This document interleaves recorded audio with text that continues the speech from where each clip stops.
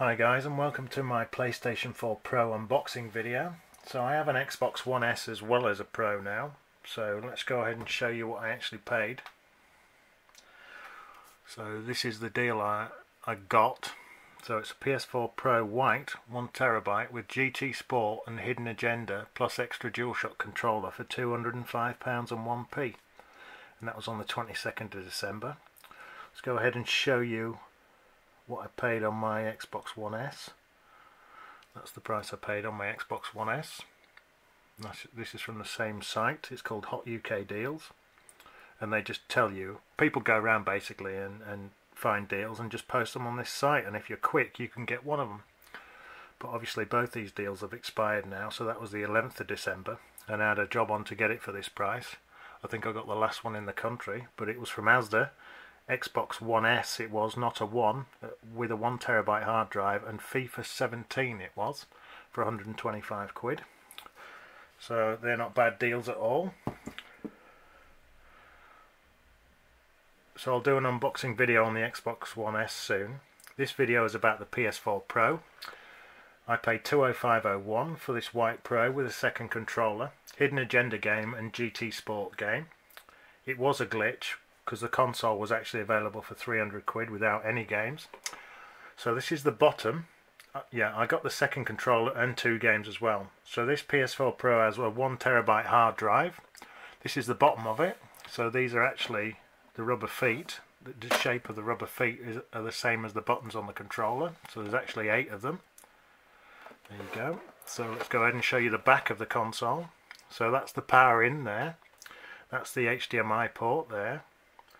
That's an auxiliary, that's a digital optical out there, and then you've got a USB and your LAN there as well. So your LAN connection there for your Ethernet cable is there, and that's your hard drive cover there for your small hard drive. It's 1TB in this console. I don't think they did any smaller. They did in the normal PS4. There's a 500 gig one. Let's see if you can read that. So let's go ahead and show you the front. There's loads of air slots around the sides. Let me just get it in there, sorry.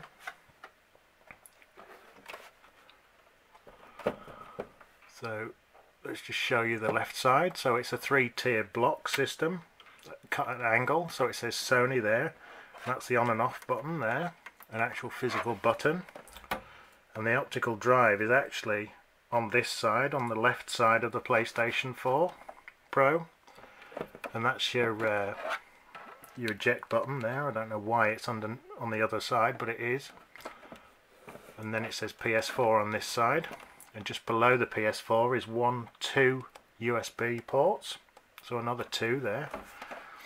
And an interesting thing as well is that is actually a reflective chrome sticker on that PlayStation there to show it's a unique design. So it has a 1TB hard drive in, so I can delay having to buy extra external storage now because I have a Pro and a 1S. So, but a big problem with these consoles is that you have to download a huge file to your console before you can play the game. So far I've only used my Xbox One S. This is literally just came yesterday, this Pro, PS4 Pro. I have not used the PS4 Pro yet. Once I have used it, I will let you know any differences between them. I'll be completely unbiased. I am not a fanboy of either console, as I now have both. With the Xbox One S, some games need between 35 to 70 GB file downloading. This uses the space on the hard disk really fast. A 70 gig file takes me 3 hours with an 85 MB connection. If yours is 15 MB and a lot are, it could take 6 times longer. So 18 hours to download one game file. Wow. Is this because they don't want to add extra discs in the box? I don't know. It can't be all updates, surely. After setting it up, I checked the capacity of the Xbox One S hard drive. It was only showing 766 GB of space. No games have been downloaded yet, and already 234 GB was being held back from use. I have found out that 138 GB of storage on the Xbox One S is used for the operating system. So leaving 96 GB of unaccounted for space. So why is this? It still won't let me use that 96 gig. I will let you know if the PS4 Pro is the same once I've set it up. Both Xbox and PlayStation have cheaper consoles with 500 gig storage, but half of it is locked from use. Then you will need to buy an external hard drive really quickly. If you have a 500 gig storage console and this is the case, let me know in the comments below. So why have I bought both consoles? We are only allowed to buy one or the other. It is written in stone that we only allow one console and we are never allowed to change our minds. We have to stick with one brand for life, right? Not me, I do what I want. I still now own a PS1, PS2, Xbox 360, Xbox One S and now this PS4 Pro. No fanboy can tell me how to spend my money, but hear me out. During the purge of low-cost games, I had not decided which console I wanted, so I was buying games for £5. I really wanted a PS4 Pro as I have a 55-inch OLED TV and I wanted 4K. But I don't want to pay the Xbox One S price as it is 450 quid for a brand new console that might have problems with its software or hardware. So I was noticing the games would be £5 on Xbox and say £22 on PS4. That was the case with Titanfall 2. The Xbox One Infinite Warfare Legacy Edition was £5 and the PS4 version was £30. The other way round was Star Wars Battlefront 1 was £5 on PS4 and £17 on Xbox One. Some games could come out cheaper with all the DLC bundled in on one console and not the other. Destiny the collection was £16 on Xbox One, whereas they want £50 for it on the Xbox Store. So I can't get the cheap games. So I can get the cheap games now. If they are only for one console, so what? I have both. If I do this often enough, the consoles could pay for themselves. Also exclusive titles, I don't have to compromise. I can get all the exclusive ones I want. I'm not trapped by choosing one console and have to buy more expensive multi-platform games. Just choose the cheapest. Or if you want better frame rates or HDR, for example, with Destiny 2, get it on a PS4 Enhanced. Games are supposed to load quicker on the PS4 Pro as the CPU has been overclocked. I'm also covered with Blu-ray players. The PS4 Pro only has a standard Blu-ray player, but the Xbox One S has a UHD player and a Blu-ray player. So why choose if you can afford both? Get both for a combined price of £325 and 1p I paid. I was happy to pay £350 for the PS4 Pro on its own, but I got both for £25 less. And the Pro came with an extra controller worth £45 and 2 average games. Another reason is if the game is GPU intensive, I can choose to buy it on PS4 as it has 3 times the rendering capacity as the standard Xbox One S or the standard PS4 Slim. The PS4 is not perfect though. It can't do true 4K, it does something called checkerboarding. But with game designer patches coming out for the PS4 Pro, it's capable of running intensive games like Tomb Raider, Horizon Zero Dawn, Destiny 2 at more stable, higher frame rates. Don't be fooled though, neither the Xbox One S or the PS4 Pro is capable of running Destiny 2 at 4K at 60 frames per second. If you don't believe me, go and check out Digital Foundry and go into the minute detail of what each console is and isn't capable of.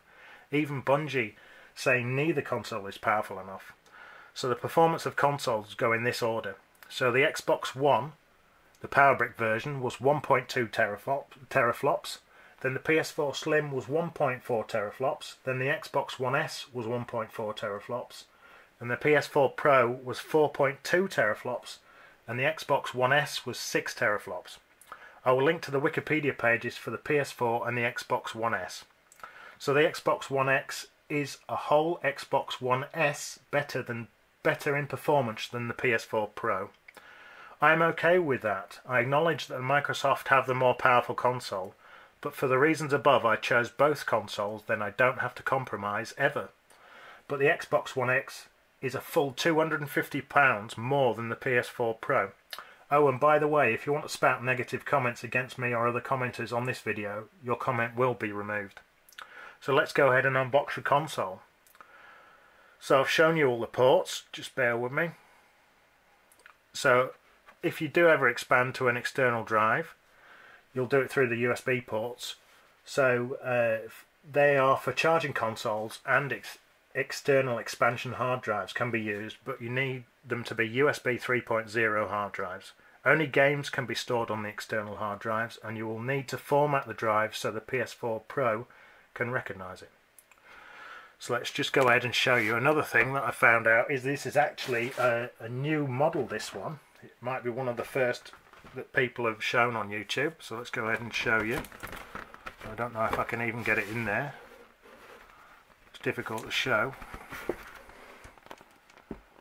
So I don't know if you can see that. It says there 1 terabyte, that's normal, but it actually says CUH 7116B. So that's the model revision. So Glacier White is obviously the option colour, and it does actually say 4K HDR dynamic 4K gaming there. Let's just go and show you a close-up of that code again. CUH 711B. So the newer model is 7116B, which is what that says. Yep, and the older model is 7016B. So the information on the model change is difficult to find. If any concrete information turns up, I will let you know. So let's go ahead and put a controller in the way at the moment. Let me just move that forward. So that's the controller I got. So they say the fan may have been changed to a variable speed one in the newer model. So let's go ahead and show you what came in the box. So this is obviously the controller that came with it, with a touchpad there and the buttons. That's what it is. It already comes with a battery inside it. If you can see that, let's give you a close-up of the information on the back of it. There, wireless controller, 5 volts, 800 milliamp. So the battery's in there. That's the connection. That's a light as well. And I'm thinking about either dimming that light off, which you can do in the menu system, or going inside and actually disconnecting it completely so it doesn't waste power. But it's got a rough surface to the finish. That's the front. That's the port there for headphones. And I think this back one is the charging port there, micro USB charging port. So that's the controller that came in the box. This is the other one that came with the deal. So I chose a red one, which is a legitimate Sony PlayStation DualShock 4 controller. It's the same thing, wireless controller, PS4. Magma Red. CUH ZCT2E it says there. So I won't undo the box, I'll just show you a quick. So if you want to pause it, if you're looking specifically for any information on the controller, you can pause it and read it. I haven't actually plugged it in. This is literally just an unboxing. And that's the DualShock wireless information in English, Dutch, French, Netherlands and Italiano. So it's obviously a legitimate product, it's not a copy. Let's go ahead and show you the cables that came. So this is the charging cable for the controller. A reasonable cable, reasonable length. So that'll plug in the front, I would have said, and then into the micro USB connector in the controller. So that's the controller cable. Then this is the HDMI cable. Just doesn't say anything special, but it needs to be a 4K compliant one, otherwise it won't work. So it must be 4K cable. It doesn't look as nice as the one that came with the Xbox One S, but it's all banded together. It's not been used yet.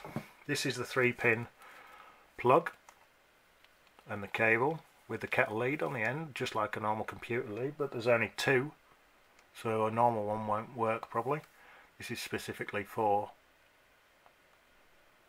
that came with the console. So that's the cable there. And one thing that didn't come in my Xbox One S was headphones. Neither did the stand, and the stand didn't come with this one either. So that's the just the basic headphones. I think that's one headphone, in fact. Yeah, not very good. So that's got a cheap arse clip with it that clips on your clothes, and then a very thin cable. That's the headphone jack that goes in the controller, and one headphone. For some reason they've only decided to put one headphone on it, not great. And then, I don't need to go through these, but the instructions there, it should be obvious. Plug it in, switch it on, follow what it asks. It'll probably ask you for an update. The Xbox One S did. It needed quite a big update, which took a couple of hours before I could even use it. So that's just the basic instructions. Let's just go through. If you've lost yours, I won't go through the main instructions, but you can have a good idea of what it's supposed to say. So there is a QR code there. Let's go ahead and show you the information. So if you want to pause it, you're more than welcome. Let me move that out of the way. I won't be going through the rest of the instructions. I'll just go through this basic one. Connect to the internet. This is just the basic ones. I think this is all you'll need.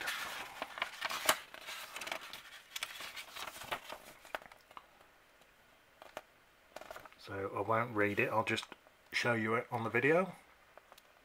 Like I said, if you want to pause it, you can do.